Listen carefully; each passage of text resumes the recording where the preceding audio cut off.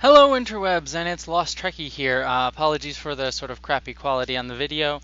But I just got out of seeing Ghostbusters at the midnight premiere Thursday night, and I just wanted to share my thoughts about it because I have so many thoughts after seeing that movie. So first and foremost, there's going to be full spoilers on this film. I'm not going to hold back on anything, so please have seen the movie first before listening to this. Um, so apologies if I meander a little bit, but because this is just my initial impressions, I literally just got out of the theater like 20 minutes ago and just came home and did this. But first and foremost, more than anything, I wanted to like this movie so hard. I really, really, really wanted to like this movie, and I didn't. It's bad. It's it's bad, and what frustrates me is it had all the potential in there. It was so close. It felt the biggest problem with this movie is it felt like someone had a really, really awesome outline. That they came and had a really, really great outline for this film, and it just fell apart. It just and it felt like someone when they tried to bring it into the actual script writing phase of the movie making process, when they actually took the outline and made it into a script, they just didn't hire a writer that knew what to do. I'm sorry, apologies to whoever wrote it. Off, I think Paul Feig and I forget the other person, but have writing credit on this film. But it it didn't coalesce and never became greater than the sum of its parts. First and foremost, a lot of the jokes in the film felt just ancillary to the plot. Nothing felt like it came from the plot. And this is a common problem with a lot of movies now, comedy movies nowadays. There's just jokes for the sake of jokes, and none of them actually feel like they're coming from the actual plot of the film. Nothing in this film felt like it. None of the jokes actually came from the film itself. There were a few moments of actually inspired action, but a few of them were just like one-liners that were just sort of out there, especially from the non-main four of the characters. Um, Another thing that I felt with this movie was, again, going back to that idea of like someone had a really great outline, is a lot of the scenes felt way too long and meandering.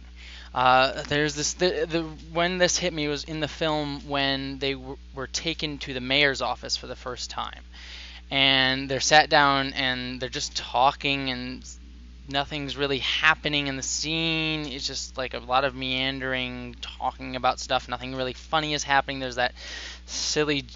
There's like these dumb jokes about putting the cat in the bag, and it just no one. It felt like none of these scenes felt like they had a point. You know, when you have script writing classes, not to say, oh, I've had a script writing class, so I know how to write scripts, but they say in that like come in as late as possible into a scene and leave as early as possible, and be concise. Not that you can't have moments of like, here's a joke, here's this, but you have to have a point to your scene. And it just felt like these characters went into a scene and just sort of futzed around for 5-10 minutes, wasting my time doing nothing particularly funny, some lame jokes here and there, and didn't have anything.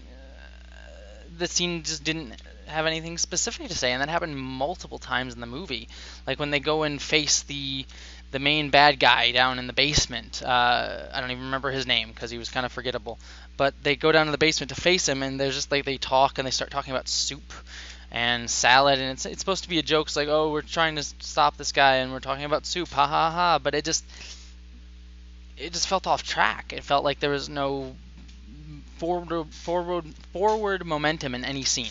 Every scene just felt like it was just going nowhere until it finally something happens, and then it finally goes somewhere, or it doesn't go anywhere. In the case of that scene where they go in the basement, they go and like, we're gonna stop him, and then all of a sudden it's just sort of like, oh well, no, he just died, and cool, and now he's dead, and we'll just go on with the next scene. And like they learn later, yeah, that was part of his plan, but that scene just felt like it had no point. You were just sort of like, and something's gonna happen, and it's gonna be a big plot, and nothing. Now we gotta wait another 10 minutes for something to actually happen. It just nothing had forward momentum, and it drove the crap out of me. Another big problem with this film is that a lot of just redundant stuff that just didn't need anything. There's a lot of like scenes of just complete exposition, just where there's that scene where you go and you're meeting the bad guy and it like follows him into the room and he's like literally just saying his plot. He's literally just saying what he is doing for the sake of saying that what he's doing. And there's like one joke in that scene, but otherwise it's just there to just give us the exposition of what the character is doing, and that's it. It was clearly an exposition plot, and there's like a lot of moments of that, like when with the ley lines thing, when they're like, oh look, there's ley lines, it's an X, and it's just like that felt dumb. That didn't feel earned because it wasn't earlier in the film. And that's another thing I'll get to, having earned things, which this film did none of, and it just like it. I guess going back, it just. Anyways, going on with what I was saying,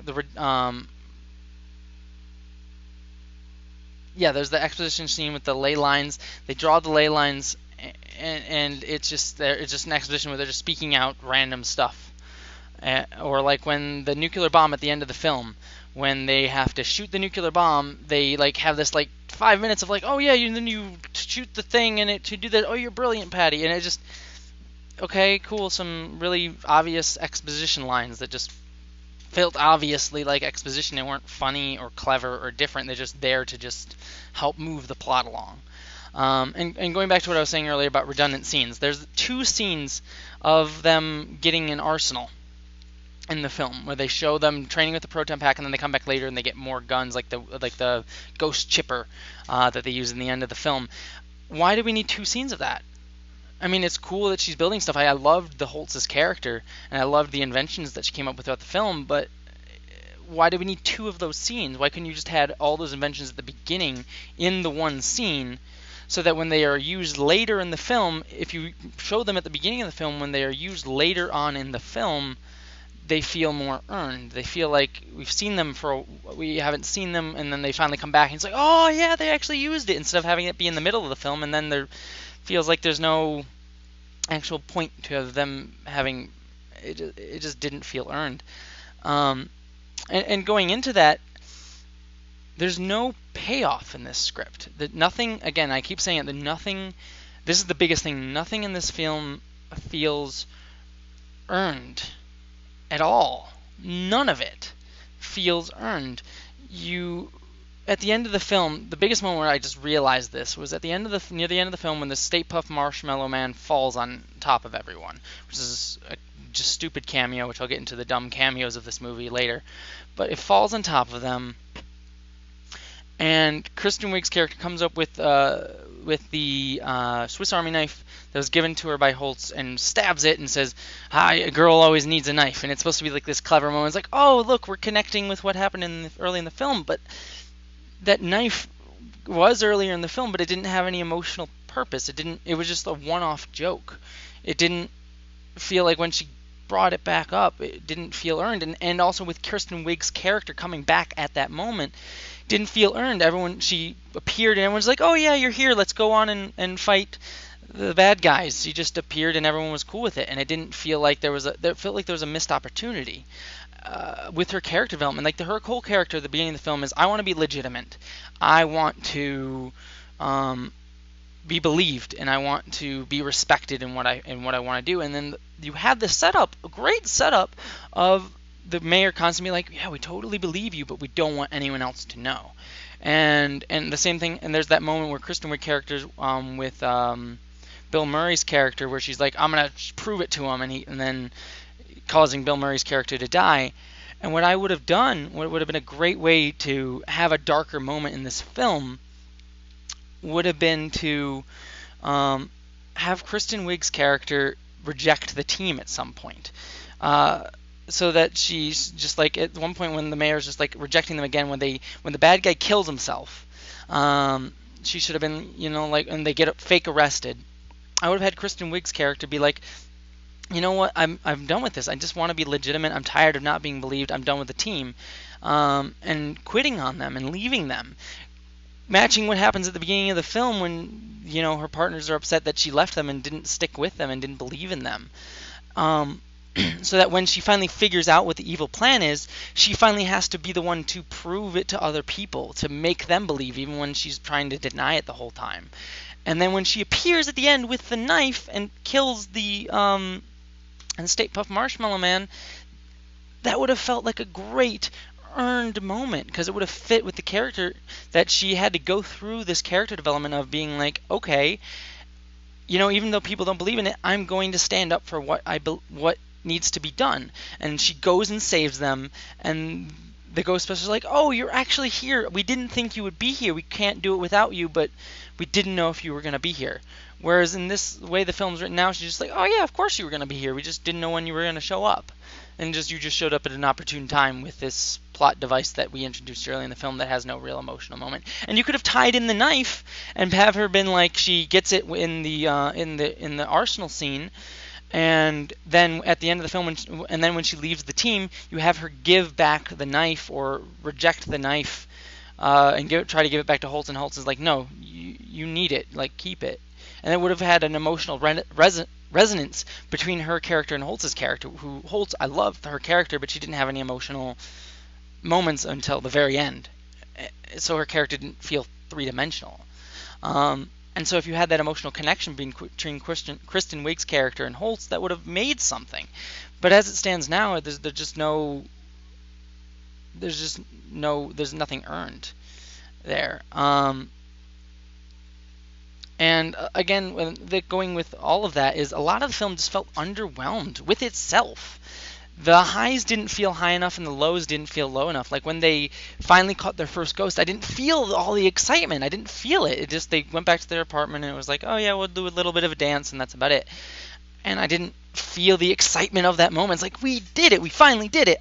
Yes, that's awesome. I just didn't feel it. I never felt like the highest moments were as high as they could be, or the lowest moments were as low as they could be. Like when the mayor's like, we don't want people to believe in you. That should have been a real blow. They had finally earned this great moment. They finally did it. They finally proved what they wanted to prove, and then no one will believe them. That should have devastated them, whereas the characters literally just go. They literally go, like, oh yeah, that's fine. We'll just keep doing what we're doing. It'll be okay. It's no big deal. They literally say that in the film. Why aren't they devastated? Their whole thing is they want someone to believe them. They want to be legitimized. And so when they finally, at that peak moment of being legitimized, they get it torn away from them, they're okay with that? Why? Why are they okay with that? That makes zero sense and is not the dramatic choice. The dramatic choice is obvious. It's staring you in the face with the script that you wrote, and you don't take the opportunity.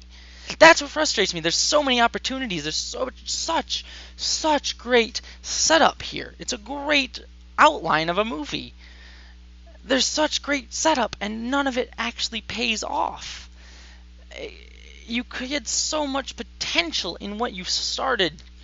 Your first act is actually really good. It tightened up a little bit. Their first act is a really great setup for their film. It just never pays off at any point throughout the film, and that's so frustrating. It's literally frustrating to watch. That's why I was so upset. I just wanted, it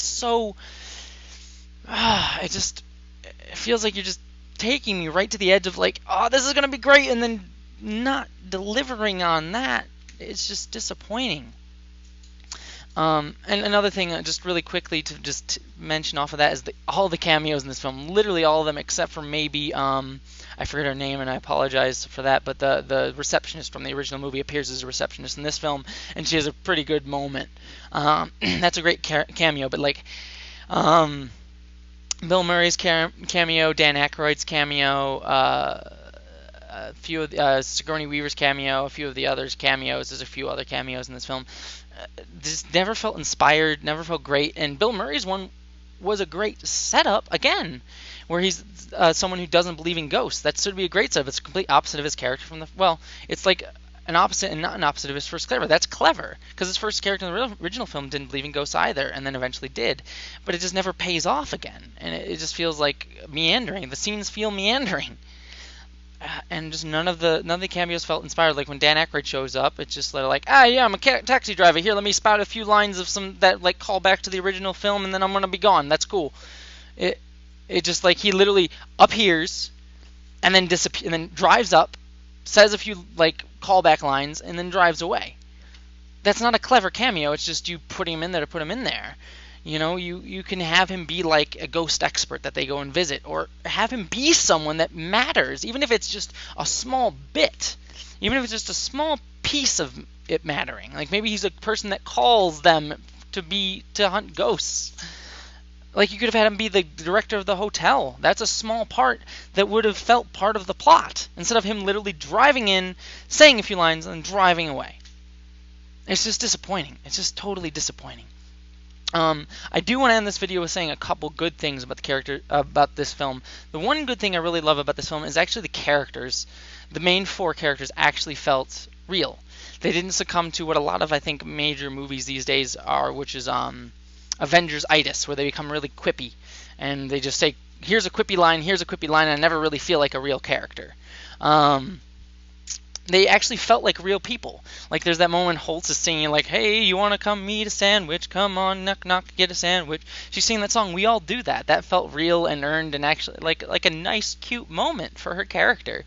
And I liked that. I liked that these characters felt real. Like I actually believed that they were real people in a way, as opposed to just being like characters spouting lines, which is a major problem I think in a lot of big blockbuster films today, is a lot of characters just reduced to like quippy lines. Instead of actually feeling like real people. And so there were a few moments that actually, like when Kristen Wiig's character is talking about why she believes in ghosts, those moments felt real, and I actually really liked them. Holtz felt a bit over the top, but in a weirdly subdued way that worked. Like I thought Holtz's character was actually really great. I wish there was more character development and more in there, like a more emotional moments outside of like her speech at the end.